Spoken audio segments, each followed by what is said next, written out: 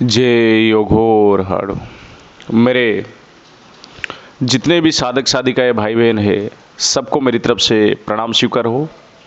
मैं तांत्रिक साईदास फिर से आप सबके सम्मुख प्रस्तुत करने जा रहा हूँ कुछ खास बातें जो तंत्र संबंधित है। बहुत सारी लोगों की जीमेल में मैसेज आया था कि गुरुजी, जो ऊपरी बाधा है या प्रेत बाधा या भूत बाधा हमारे शरीर में कैसे आता है, और कोई आसान सा उपाय बताइए जिसे हर कोई करके ये प्रेत बाधा, ऊपरी बाधा, भूत बाधा से निजात पा सके।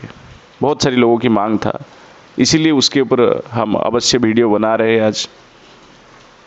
तो सबसे पहले देखते हैं कुछ खास कारण जो मेरे साथ ज़्यादा अक्सर मेरे नज़रों में आता है, जो हमेशा मेरे नज़रों में आता ही रहता है। जो मेरे पास लोग आते हैं इलाज कराने के लिए अपनी ऊपरी बाधा या अपनी परेशानी को लेके मेरे पास, तो कुछ बातें मैं आप सबके सम्मुख रखना चाहता हूँ। वैसे प्रेत बाधा बहुत सारी कारणों से आता है, लेकिन प्रमुख 5 कारण जो है मैं आपको समझाना चाहूँगा और बताना चाहूँगा। और वीडियो के अंत में आपको मैं ये बताऊँगा कि इसकी इलाज कैसे किया जाता है। ठीक है, तो पहला कारण व्यक्ति को किसी आपत्तिजनक बाधाग्रस्त स्थान पर जाने से। आपत्तिजनक और बाधाग्रस्त स्थान पर यानी जैसे रात्रि में शमशान घाट, जैसे कोई जंगली रास्ता जहाँ सुनसान हो, जैसे चौराहा रात्रि के समय जाने से। ठीक, कोई आपत्तिजनक स्थान ऐसे ही होता है जहाँ पे ज़्यादा शक्तियाँ वास करते हैं। कोई बबुल के पेड़ के नीचे रात्रि में, कोई बरगद के पेड़ के नीचे जो शमशान के आसपास हो। ठीक, कोई इमली के पेड़ के नीचे जो सुनसान जगह पे है, रात्रिकालीन जाने से आपको दिक्कत होता है। दूसरा पॉइंट पे बात करते हैं, किसी विशेष स्थान पर इत्र लगाकर जाने से या वहाँ बैठकर कोई खाद्य पदार्थ खाने से। देखिए, आसक्ति हर किसी को होता है, मृत्यु के बाद भी, मृत्यु से पहले भी। जब इंसान जिंदा रहता है तो अच्छे खुशबू उसे पसंद आता है। अच्छे खाद्य पदार्थ जैसे मिठाई हो गया, जैसे कोई मछली या मांस, आप ऐसे जगह पे बैठकर खा रहे हो जहां आसपास अगर कोई शक्तियाँ वास करते हैं, तो वो शक्ति आपके पास आकर्षित होकर आ जाते हैं और फिर आपके शरीर में आने की कोशिश करते हैं। और कई शक्तियाँ ऐसे भी है जो आपके शरीर में रह जाते हैं आकर। जैसे कि मैंने पहले कहा कि आपत्तिजनक स्थान पे जाने से आपके शरीर में शक्तियाँ आ जाते हैं, ऊपरी बाधा, प्रेत, भूत आदि। वैसे ही आपत्तिजनक स्थान पे जाकर आप अगर कुछ खाद्य पदार्थ खाते हैं, जैसे मिठाई हो गया, जैसे मांस मछली हो गया, जैसे आप इत्र लगाकर महिलाएं जब घर से निकलते हैं, खुले बाल करके महिला जब घर से निकलती है, कोई ऐसे जगह पे जाने से जहाँ सुनसान हो, शमशान घाट नज़दीक हो, कब्रिस्तान हो, खंडर हो, पुराना खंडर जहाँ कोई रहता नहीं है, पुराने किले जो हो, ऐसे जगह पे इत्र लगा के जाने से पुरुष के लिए, महिला के लिए सही नहीं है। और ख़ास करके वहाँ जाकर कोई मिठाई या कुछ अन्य खाद्य पदार्थ जैसे मांस मछली अंडा आदि खाने से शक्ति आकर्षित होके पास चले आती है और शरीर में आने की कोशिश करते हैं और आ भी जाते हैं कुछ शक्तियाँ। चलो, 2 हो गया। तीसरा, घर की ही बाधा है। घर की बाधा है कौन होता है?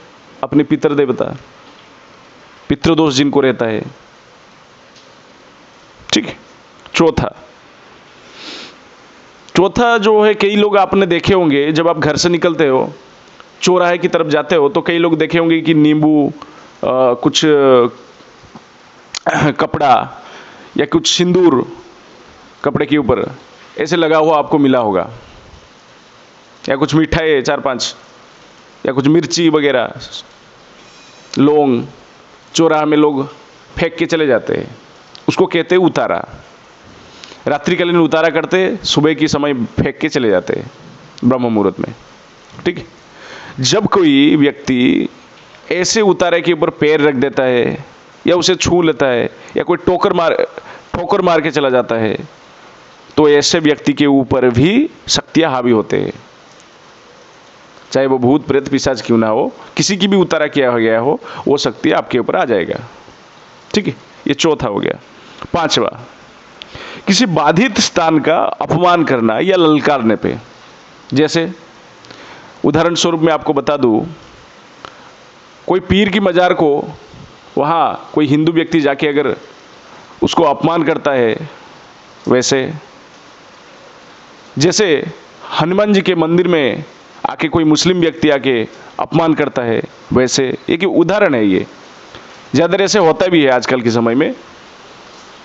कई ऐसे जगह पे है जैसे कुलदेवी या गांव की देवी देवता रहते हैं, खेड़ा महाराज की स्थान बना रहता है, वहाँ गैर समुदाय के लोग, मतलब जैसे हिंदू समुदाय के नहीं हो या दूसरे समुदाय के लोग होते हैं, वहाँ क्या करते हैं, मजाक में मस्ती में कर देते हैं कुछ भी उल्टा सीधा काम, वहाँ अपमान करते हैं। कुछ लोग तो ऐसे भी होते हैं, ललकारने लग जाते हैं। ललकारने यानी तेरे में कोई शक्ति है तो दिखा मुझे, ऐसे बोलने लग जाते हैं, उछलते हैं ज़्यादा। फिर बाद में वही लोग ही परेशानी में आ जाते हैं। फिर परेशानी में आने के बाद हमारे पास आते हैं, हमारे बाबा मुझे बचा लो, बाबा आप तो महान है, हमें बचा लो, कैसे भी करके मेरे बेटे को बचा लो। उनकी माता आके हमारे पास रोने लगते हैं। ऐसा एक किस्सा हुआ था, मैं यहाँ किसी का नाम लेके किसी को अपमान नहीं करना चाहता हूँ। एक मुस्लिम समुदाय के लड़के था जो 3 महीने पहले ही मेरे पास आया था, और बात ये था, एक खेड़ा महाराज थे उसी के ही गांव का, और उसको एक गलत कार्य है, मैं जो यहाँ बताना नहीं चाहता हूँ, नहीं तो लोग भड़कने लग जाएंगे, हिंदू लोग भड़कने लग जाएंगे।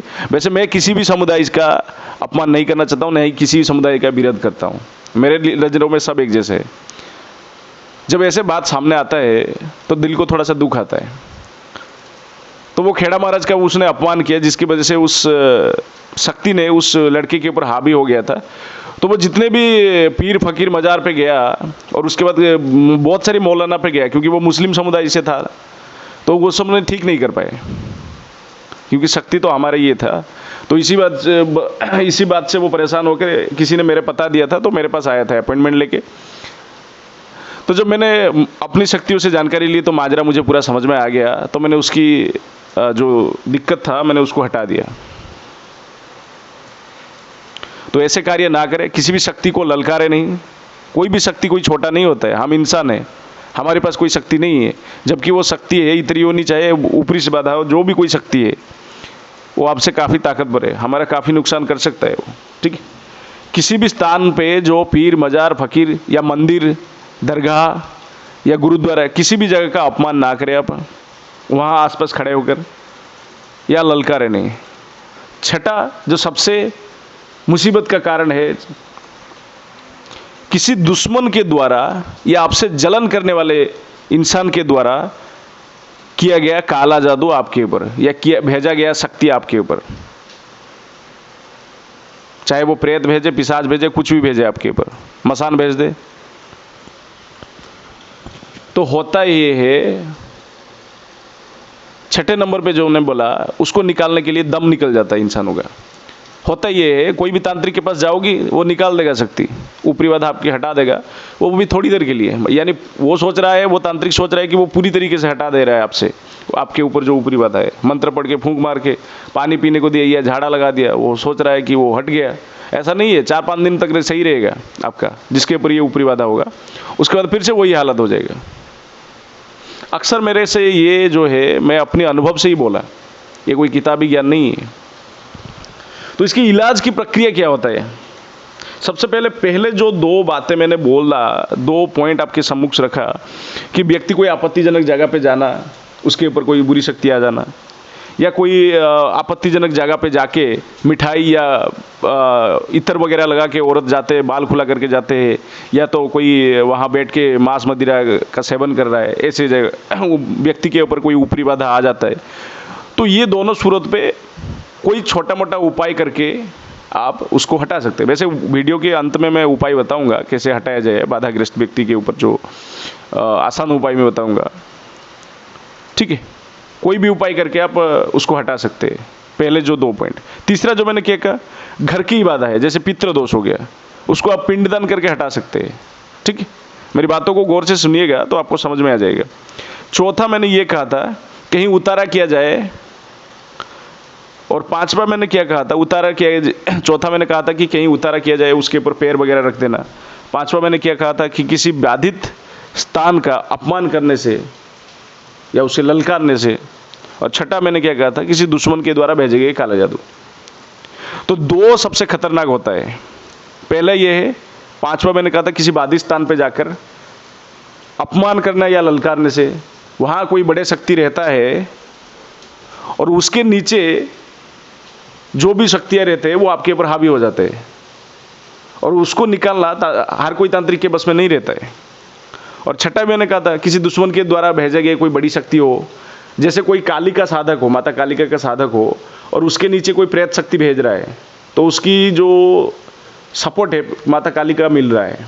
ये मेरी बातों को क्या है ना, आम आदमी थोड़ा सा कम समझ में आ रहा है, कोई साधक है तो वो आसान से समझ पाएगा। जैसे मान लो मैं एक माता कालिका का साधक हूँ और मैं किसी के ऊपर प्रेत शक्ति भेज रहा हूँ, तो आप समझ रहे कि वो प्रेत ही है, अकेला नहीं है, वो मेरी शक्ति भी वहाँ लग रहा है, माता कालिका का भी शक्ति वहाँ लगेगा। तो वो प्रेत कितनी ताकतवर हो जाएगा मैं जिसके ऊपर भेजूंगा। समझ में आया आप? बस वही बात है। तो पांचवा, छठवा और चौथा जो है उसको भी आसानी से निकाला जा सकता है, लेकिन पांचवा और छठवा वो काफ़ी ताकतवर तरीका है। जब आप इंसानों के ऊपर वो शक्ति आता है तो उसको निकालना इतनी आसान बात नहीं होता है।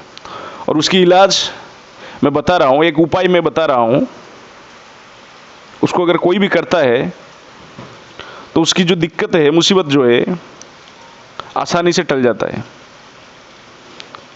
करना क्या है, सूर्य उदय के समय या अस्त होने के समय, अच्छा रहेगा अगर आप उदय के समय करें तो ये उपाय।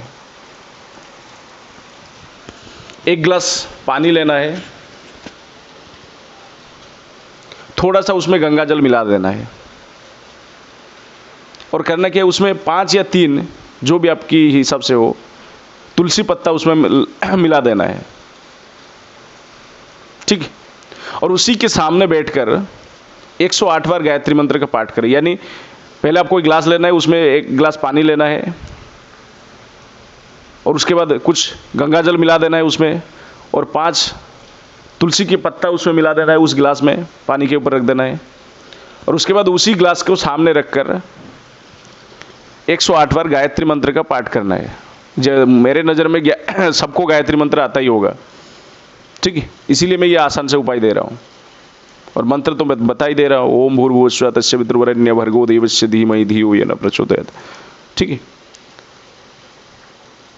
108 बार ऐसे ही बढ़ के पाठ करने के बाद बाधित ग्रस्त व्यक्ति को पिला दे थोड़ा सा पानी, और उसके ऊपर थोड़ा सा पानी छिड़का दे।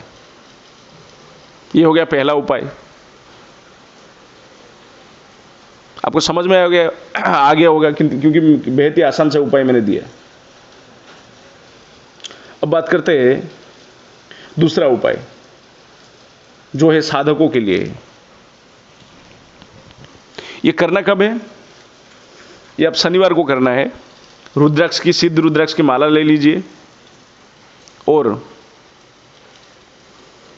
108 माला आपको जाप करना है। सामने भैरव जी का एक तस्वीर रख दीजिए, उसका पंचोपचार पूजन कर लीजिए। कोई भी आम इंसान भी कर सकता है। भैरव जी का तस्वीर रख के उनका पंचोपचार पूजन करें, और पहले गुरु मंत्र का 1 माला, फिर गणेश जी का 1 माला, और जो मूल मंत्र अभी मैं देने वाला हूं उसका आपको 108 माला जाप करना है। ठीक है, और उसके बाद ये मंत्र आपसे सिद्ध हो जाएगा। फिर कभी भी किसी भी तरह का ऊपरी बाधा हो, भूत ग्रसित व्यक्ति हो, प्रेत ग्रसित व्यक्ति हो, उसको आप आसानी से निकाल सकते। बस 7 बार मंत्र पढ़ के उसके ऊपर फूंक मार देना, या फिर 7 बार मंत्र पढ़ के मयूर के पंख होए, मयूर के पंखों पे फूंक मार के उसके ऊपर झाड़ा लगा देना। ये जितने भी 2 पहले उपाय जो बोला वो खुद के ऊपर भी कर सकते हैं लागू, और दूसरों के ऊपर भी कर सकते हैं। दूसरा उपाय जो बोल रहा हूँ ये खुद के ऊपर भी लागू कर सकते हैं, दूसरे के ऊपर लागू कर सकते हैं। तो मंत्र इस तरीके से है, ओम नमो भगवते काल भैरवाय भूत प्रेत क्षय कुरु कुरु स्वाहा। मंत्र में दोबारा बोल देता हूँ, ओम नमो भैरवाय, चलिए मंत्र गलत हुआ, ओम नमो भगवते काल भैरवाय भूत प्रेत क्षय कुरु कुरु स्वाहा। आसान सा मंत्र है, 108 माला जाप करना है। ठीक है, शनिवार की रात्रि को करो, काले वस्त्र काला आसन धारण करके, भैरव जी का एक तस्वीर रख के, उनका पंचोपचार पूजन करके, गुरु मंत्र का एक माला, गणेश मंत्र का एक माला जाप करने के बाद जो मूल मंत्र मैं फिर से बोल दे रहा हूँ, ओम नमो भगवते काल भैरवाय भूत प्रेत क्षय कुरु कुरु स्वाहा, इसका 108 माला जाप करें। हो सके तो दशांश हवन करें, नहीं दशांश हवन नहीं किए तो भी चलेगा, कोई दिक्कत नहीं। ये मंत्र सिद्ध होने के बाद भी प्रयोग करने का तरीका मैंने बता दिया हूँ, फिर से और एक बार बता देता हूँ। 7 बार मंत्र पढ़ के किसी के ऊपर फूंक मार दे जिसके ऊपर आपको लग रहा है कि ग्रसित व्यक्ति है, या तो आप मयूर पंख के ऊपर फूंक मार के झाड़ा दे सकते हैं, या तो आप पानी के ऊपर फूंक मार के उसको पानी पिला दे। बाधा ग्रसित व्यक्ति के ऊपर पूर्णतया बाधा उतर जाएगा। आशा करता हूँ सबको समझ में आए और सबके काम में आए। जय हो हरण।